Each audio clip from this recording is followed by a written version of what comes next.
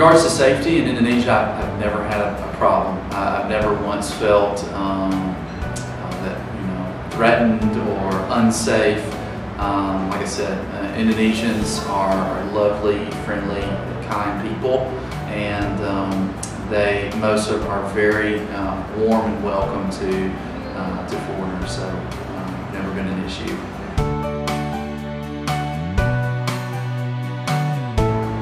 And for free time in Indonesia,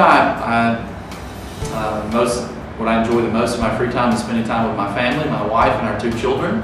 And we love to go and eat Indonesian food. We like to travel and see other parts of Indonesia, which is beautiful. You've got oftentimes a conglomeration of mountains and beaches all together, and so it's just beautiful. So we love just to go and eat food and be with people and get to know people and travel and that sort of thing. So a lot of cool, exciting, fun things to do in Indonesia. As far as living with the Indonesian people and the environment, overall I would say it's been a very good experience. When I first came here, I didn't really know what to expect. The people are very, very friendly. That's one of the first things you'll notice, is they're always interested in who you are and where you're from. The minute you sit in a taxi and you tell them you're from America, they start saying, Obama, Obama. The environment is a little bit different from home because there's definitely much more traffic. Sunday through Friday, or Sunday through Saturday.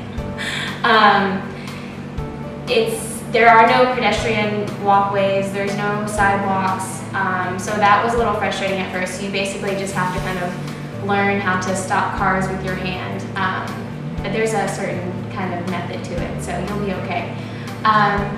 Also, I guess you could kind of say I took living in Nashville for granted because I'm used to living in an area where there's parks to go running with my dog, and trees, and there's a lake that you can go swimming in, and there's hoses that are attached to your house that you can just drink straight from, but here you can't really drink from the water, you have to buy everything bottled. But the good thing is everything's really cheap, and just because some of the rivers are polluted, it doesn't mean that you can't have a good time or find something to do here.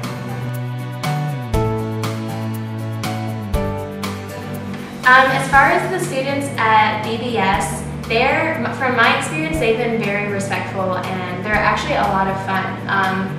The things that they come up with is just amazing.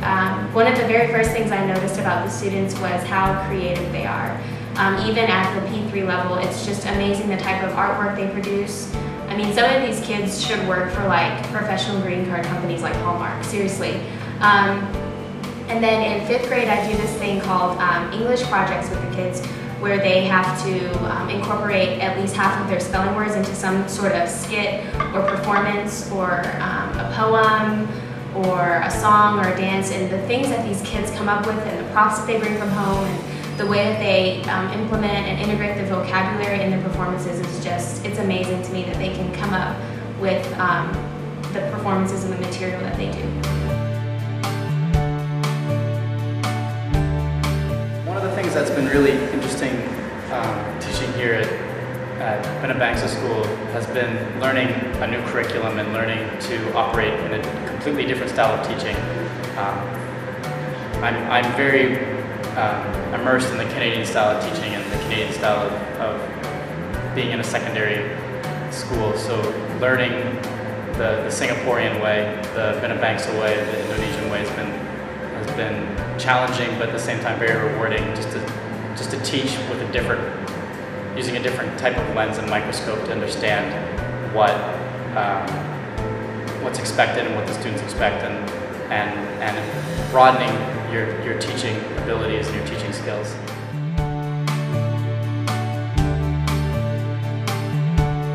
It's not that different from home, really. The things that I do in my free time, I try to exercise as much as I can, go running around the school. You can't really do too much in the downtown because there aren't sidewalks everywhere, which is something I had to get used to. But the weather's great. It's easy to find a public pool. You can go to the hotels, or depending on the apartment building you stay in or the area you stay in, there's public pools. There's gyms everywhere. The weather's beautiful, so you can always go to a cafe or a restaurant, sit out on the patio. At the school, they have a futsal field. There's a lot of sports you can get involved in, a lot of teacher activities you can get involved in, and I just try to fill my free time the way I would at home. Go see movies, go with my friends. Great nightlife here, great shopping here, markets, there's all kinds of stuff. You just have to be willing to take a risk and go find these things and look these things up, and traveling. There's so many discount airlines to go wherever you want. You can hop over to Thailand, Singapore, Malaysia, Bali. Australia's not that far. Laos, Vietnam, the Philippines, everything's so very close, and Indonesia is so diverse in all its different islands that, I mean, you can be in Jakarta and travel 2 hours out. It's a completely different culture, completely different atmosphere, and all the different islands have their own style and culture and uniqueness. So it's take advantage of it, come over and learn something new and do something new and fun, and also at the same time you can keep doing the same things you love doing.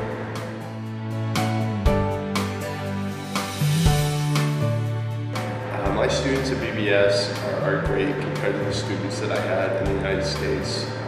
Very willing to learn, very easy to manage. You don't really have to tell them twice to do anything. They're just ready and willing to do it.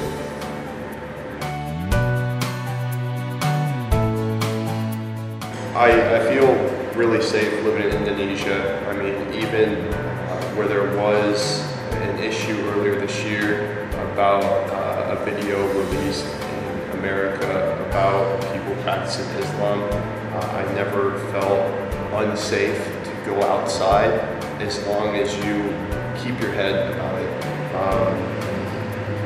Everyone can live pretty much anywhere in the world and find situations where you could be in trouble if you say the wrong things or do the wrong things or go in the wrong place. But as long as you keep your head about what you're doing, where you're at, what you say, you're pretty much safe anywhere here in Indonesia.